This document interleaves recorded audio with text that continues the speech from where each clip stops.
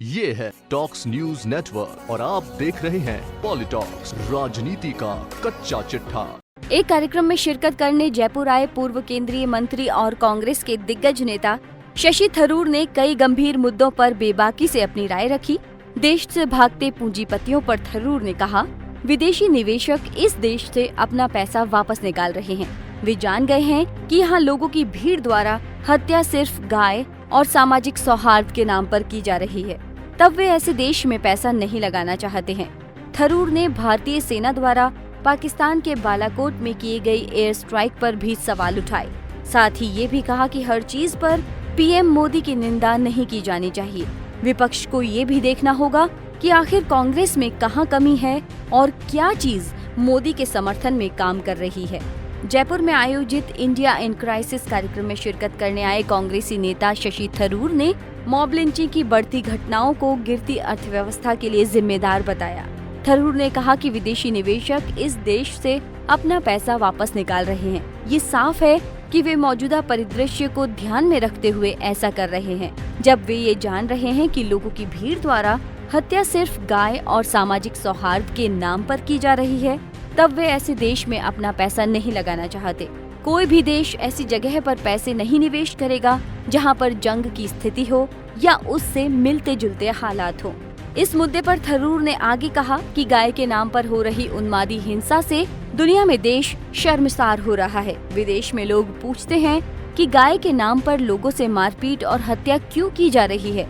उन्होंने कहा कि लोग पूछते हैं कि आपके देश में गाय के नाम पर लोगों की हत्याएं क्यों हो रही हैं? सरकार कुछ करती क्यों नहीं? ऐसी घटनाओं के कारण दुनिया में देश का माहौल इस कदर खराब हो रहा है कि निवेशक यहाँ आने से कतरा रहे हैं। लोकसभा सांसद थरूर ने एक बार फिर भारतीय सेना द्वारा पाकिस्तान के बालाकोट में की गई एयर स्ट्राइक पर सवाल उठाए हैं। थरूर ने कहा कि स्ट्राइक में कोई आतंकी नहीं मारा गया, सिर्फ पड़ोसी देश के पहाड़ पर कुछ पेड़ गिराकर भारतीय विमान वापस आ गए थे। गौरतलब है कि थरूर इससे पहले भी स्ट्राइक पर सवाल उठा चुके हैं।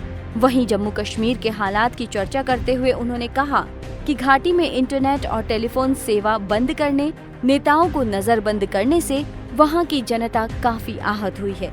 ये कदम ठीक नहीं कहा जा सकता है। केंद्र सरकार पर कटाक्ष करते हुए उन्होंने कहा कि गैस सिलेंडर के नाम पर लोगों से वोट लिए गए, लेकिन 90% सिलेंडर दोबारा भरवाए ही नहीं गए।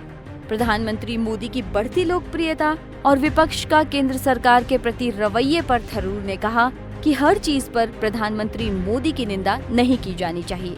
विपक्ष को ये भी देखना चाहिए कि आखिर कांग्रेस में कहाँ कमी है और क्या चीज मोदी के समर्थन में काम कर रही है।